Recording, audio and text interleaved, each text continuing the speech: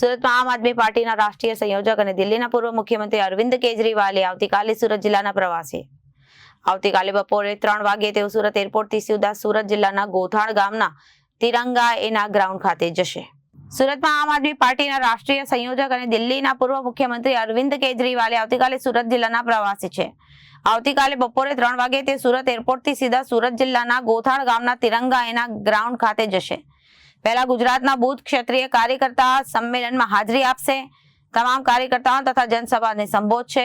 તે ઉપરાંત 11 માર્ચથી આગામી સ્થાનિક સ્વરાજની ચૂંટણીને લઈ ઉમેદવારો પસંદ કરવાની પ્રક્રિયા પણ શરૂ કરવામાં આવશે। નવસારી લોકસભા પ્રમુખ પંકજભાઈ તાયડે ઉપસ્થિત છે।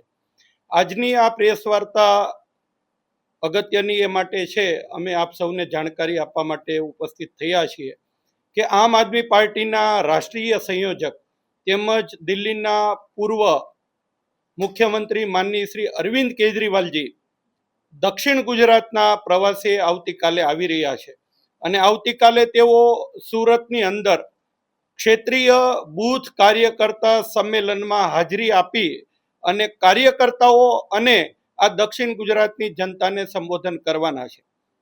એ સ્થળ એ તિરંગા એરેના ગ્રાઉન્ડ જે ગોથાણ ગામ પાસે બાંગર કોલોની પાસે આવેલું છે। દુખિયાના દરબારથી ઉમરા રોડ ઉપર જતા ત્યાં સ્થળ આવેલું છે અને આવતીકાલે બપોરે 3 વાગે તેઓ ઉપસ્થિત થવાના છે અને કાર્યકર્તાઓને સંબોધન કરવાના છે।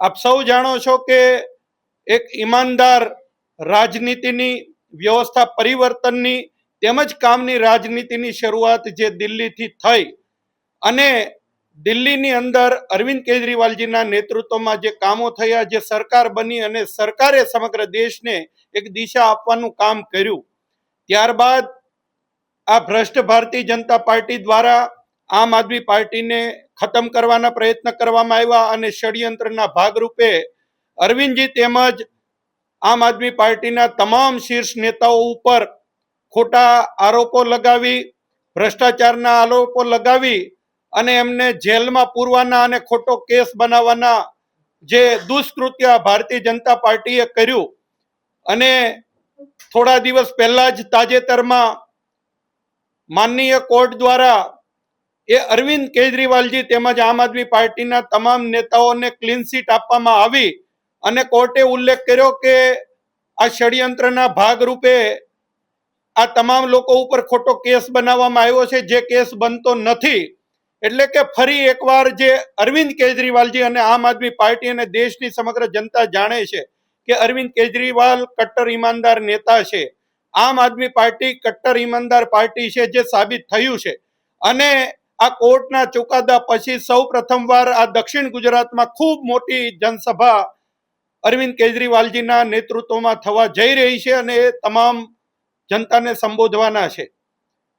આમ આદમી પાર્ટીએ દિલ્હીમાં સરકાર બનાવી, પંજાબમાં સરકાર બનાવી અને ગુજરાતની અંદર સૌ પ્રથમવાર સુરતની અંદર 2021માં એક મજબૂત વિપક્ષ સાથે સુરતની જનતાએ આમ આદમી પાર્ટીને આશીર્વાદ આપ્યા, આમ આદમી પાર્ટીના નગરસેવકોને આશીર્વાદ આપી અને મુખ્ય વિપક્ષ તરીકેની ભૂમિકામાં બેસાડ્યા। ત્યારથી સતત સુરતથી લઈ અને સમગ્ર ગુજરાતની અંદર આમ આદમી પાર્ટી ડગલે અને પગલે આગળ વધી રહી છે। ખાસ કરી અને ગુજરાતનું સંગઠન દિવસે અને દિવસે ખૂબ મજબૂત થઈ રહ્યું છે અને 2022ની વિધાનસભામાં ગુજરાતની અંદર 5 ધારાસભ્યોની સાથે ગુજરાત સમગ્ર દેશની અંદર આમ આદમી પાર્ટીને રાષ્ટ્રીય પાર્ટી તરીકેનો દરજ્જો અપાવવામાં પણ ગુજરાત અને સુરતનો ખાસ ફાળો રહ્યો છે। સુરતના તમામ કોર્પોરેટરશ્રીઓએ 5 વર્ષની અંદર જે કામગીરી કરી અને બતાવી, સુરતની જનતાને કેવી રીતે કામો થઈ શકે, એ તમામ કામોથી આ 5 વર્ષમાં સારું સુશાસન એ સુરતમાં ચલાવ્યું છે। ફરી એકવાર આ ચૂંટણીની અંદર આમ આદમી પાર્ટી ઘણા સમયથી સમગ્ર ગુજરાત અને ખાસ કરી અને સુરતની અંદર ગુજરાત જોડો જનસભાના આયોજનો થયા, ત્યારબાદ દરેક મતદાન મથક સુધી મહોલ્લા સભાઓના આયોજનો કરવામાં આવ્યા અને છેલ્લા 1 મહિનાથી આમ આદમી પાર્ટીના તમામ કાર્યકર્તાઓ ડોર ટુ ડોર કામગીરી કરી અને બૂથ કમિટી સુધી એક સોસાયટી સુધી 8-8, 10-10 લોકોની ટીમ બનાવી અને જે સંગઠનનું કામ કર્યું છે એ તમામ સંગઠનના સાથીઓને કેજરીવાલજી સંબોધન કરવાના છે. Reporter Arvind Rathod, Janadesh news, Surat.